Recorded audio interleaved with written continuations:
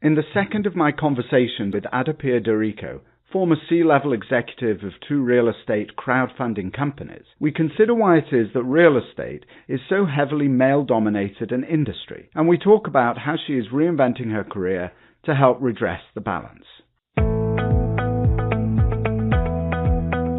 Welcome to the National Real Estate Forum podcast, episode 214. Thank you for joining me today. I'm Dr. Adam Gower, and this is the crowdfund project at nreforum.org, where developers, investors, and industry leaders share insights that you can use to raise capital, build wealth, and earn passive income from crowd-funded real estate deals.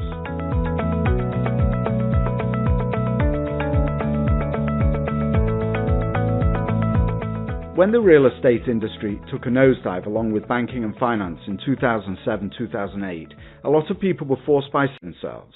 I saw bankers becoming real estate brokers as they tried to sell off assets, private equity executives becoming developers as they took over projects, developers becoming appraisers, sponsors becoming, well, as in my case, bankers. It was a period of profound upheaval, and those who emerged relatively unscathed and indeed stronger on the other side were those the most able to adapt to the circumstances, i.e. those who were able to evolve the most rapidly to accommodate the new environment. What is so exciting to me about the real estate crowdfunding industry is that everyone involved is in some way, and for the most part voluntarily, reshaping their careers. Merging real estate with finance with tech is a completely new industry, and there is a general consensus that we're at the earliest phase of the growth curve. Anyone involved in the industry is, by virtue of being involved in a new industry, reinventing their career in some way. If you have any questions about real estate or how to raise capital or invest in crowdfunding deals, and the opportunity really is quite transformational in many ways, please contact me at the National Real Estate Forum.org website, nreforum.org/contact, and I will get back to you personally as soon as I can. In the second part of our conversation, AdaPia shared with me, I thought, two very personal thoughts. One was the impact that the Me Too campaign has had on her and on her life path.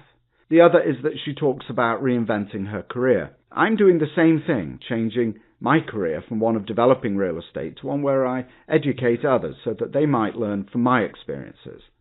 Hearing someone like AdaPia so willingly discuss the same process is as reassuring as it is inspirational.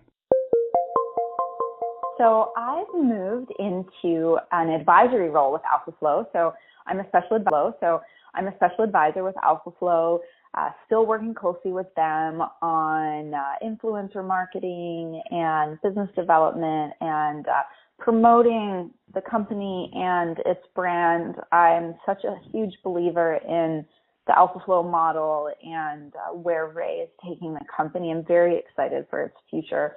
And that said, I had a big shift over the summer and really the fall where the Me Too movement, when that broke out, it really galvanized me in a way I never could have imagined. And it led me to make a decision to dedicate myself to empowering women to develop their inherent leadership traits and to overcome a lot of the barriers that are not only external, society, culture, expectations, but also largely internal, the voice of the inner critic or fears or things that we do as women a lot of times to hold ourselves back, and to work more closely with a lot of women on empowering them to step into their leadership roles that they have inherently.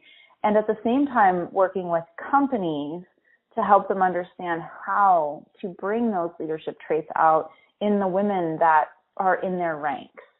And that's been very strong for me in terms of the direction that I want to take my business and my consulting and my abilities. Having been an executive for the past several years in very male-dominated industries, I really understand the impact that I had as a person, as a woman, on the company culture, on the direction, on the productivity, on the value, much on the culture of the company. And that effect is prevalent with many women who are in management and leadership positions in companies. And it's really important that we continue to develop more women and work with management teams who tend to be largely men, but open-minded to really develop that further. So it's like two things. It's working with the women, and then it's also working with the management teams and the organizations who want more women in these managerial roles. And it's been so encouraging to get so much positive feedback and engagement on this work. All right, so let me ask you something in this regard, because I think it's absolutely fascinating what you talk about. I have been in real estate for far longer than I like to confess to, and it has occurred to me, particularly in this last downturn when I did so much transactional work, that it is an incredibly male-dominated industry. Why do you suppose that is? That real estate particularly seems to be so heavily dominated by men? I'm not sure actually why so many industries are mostly male dominated. I know a lot of women who are realtors, and that seems to be a more prevalent role for women in real estate. But real estate finance, I think. Well, how many women developers do you know? Oh yeah, it's the same thing. I think it really, you know what it comes from a lot is, for example, we can relate it to the STEM disciplines: science, technology, engineering, and math. Mm-hmm. And there's some really great research done by McKinsey, and women are underrepresented in STEM disciplines. And that math, that M, it relates into the real estate finance that you're referencing, because as you can take this back all the way to when you're raising children, girls are told that they should be nurses or teachers or something in the humanities. They're not encouraged to study sciences, and they're often told that they're not good at math. And they're literally directed in other places, in other disciplines. And so I think it comes from there. And a lot of the work that we need to do is with our children. And so, for example, I have some of this information from McKinsey. And for example, in natural sciences, math, and statistics, women are represented at 50%, 24% in engineering, and then only 19% in information and technology. Whereas they're represented at 78% in education, 76% in health and welfare, so on and so forth. So it really is how we're directed as children, and the opportunities that we're told by our parents and teachers and society that we should go for. Have you noticed an increased prevalence in the crowdfunding real estate industry of women than you have typically in real estate development? I mentioned that to you in an email that I feel like I'm seeing more women in that space. Yeah. Maybe I'm just imagining it just because I'm oriented to... No, seriously, because I'm oriented to have balance in my podcast. So I actively seek out the female leaders in the industry. But do you think, from your experience, that there are more, or is it still as skewed as the development industry, or as the real estate development is? From what I can see, at least because I'm more familiar with a lot of the players in real estate, crowdfunding or fintech, is there are quite a few women, still underrepresented, but there are quite a few women. When I go to a real estate development conference, there are not that many women, and certainly not in principal roles. Very, very few. Whereas in real estate crowdfunding, we have several. I mean, we have Jillian Hellman, who founded Realty Mogul. She's a real pioneer, not only in the industry, but as a woman in the space. And there are several there are several in the space. You're right. There are more but there's more around this entrepreneurship and technology and there are a lot of women out there starting companies, generally speaking. So I'm encouraged to see more come forward in real estate as well.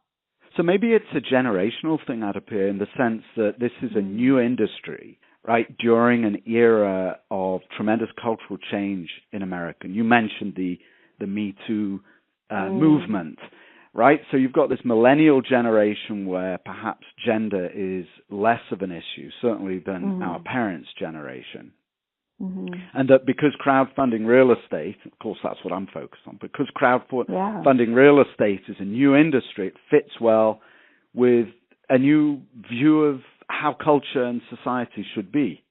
Yeah, I agree with you. I think that a lot of societal trends are being driven by the millennial generation, and they're far more focused on values, and their values are around inclusion and specifically with real estate crowdfunding, for example, access and abundance of information and sharing and knowledge, and companies that have a social mission or a mission-driven, purpose-driven companies are going to survive the next generation or the next wave of changes in business, because they're going to be driven by millennials, and that's very, very important to them.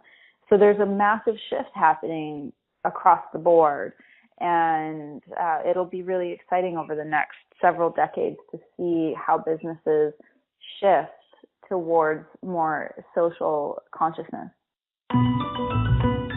Find out how you can benefit from investing in crowd-funded real estate deals at the nationalrealestateforum.org/primer, and I will send you a detailed summary absolutely free. So tell me then, what are your goals? You kind of migrated to consulting to women. Just give me a summary of where you want to be and how you are attracting clients. Sure.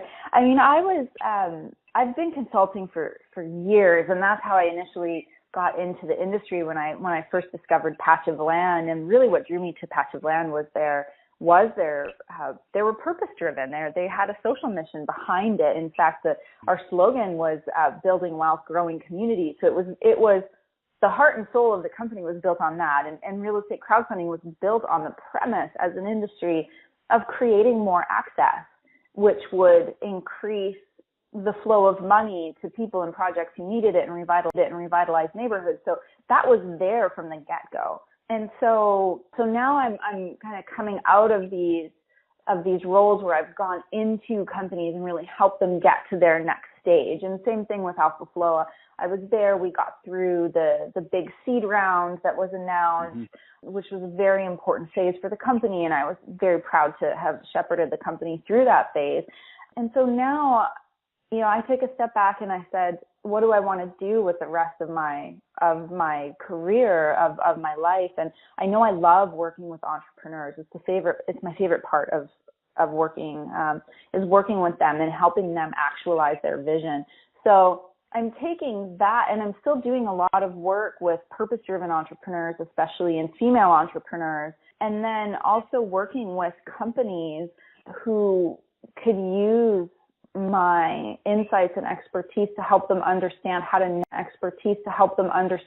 navigate the gender disparity that is in organizations, and how to bridge some of the gaps that have actually occurred since Me Too, where sometimes men are a little bit afraid to talk to women now in the workplace, and that shouldn't be. That's not the way it should be.